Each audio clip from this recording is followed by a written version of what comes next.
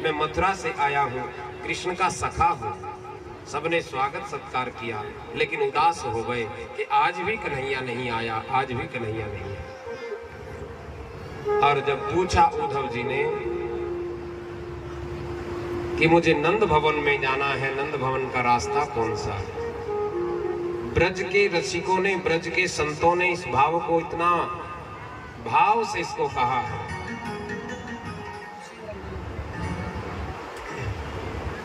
जब पूछा कि भैया मार्ग कौन सा है, नंद भवन का रास्ता कौन सा है,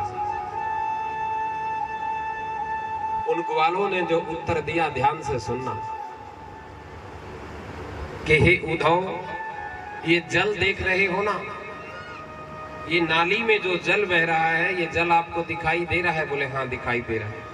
बस इस नाली के साथ साथ चले जाओ, जहां से ये नाली बह रही है वही नंद भवन है। और सुनो उद्धव, ये जल कोई साधारण जल नहीं है, ये घरों से निकला हुआ कोई साधारण जल नहीं है।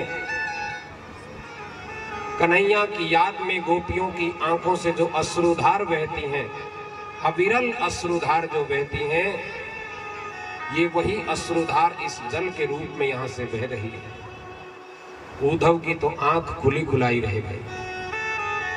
अरे इतना प्रेम,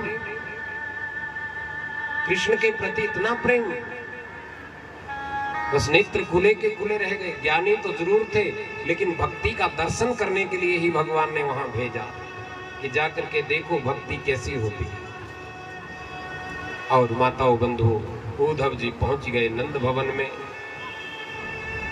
नंद यशोदा को प्रणाम किया, नंद को अपना परिचय दिया। मैया यशोदा के भाव को उस समय देखा जब नंद बाबा ने मैया यशोदा से कहा कि यशोदा रानी, मथुरा से कोई आए हैं, अपने लाला के सखा आए हैं। यशोदा रानी का भाव उस समय यह है कि बोलो मत, अभी अभी सुलाया है कान्हा को, कन्हैया को अभी अभी सुलाया है, आवाज सुन करके जाग जाएगा, शोर मत मचाओ। उद्धव ने जब ये ब्रज के ऐसे प्रेम को देखा तो वो तो अपनी सुध बुध भुला गए।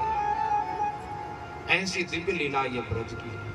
फिर गोपियों के भाव को देखा, गोपियां एक भंवरे को माध्यम बना करके उसको उलाना दे रही है।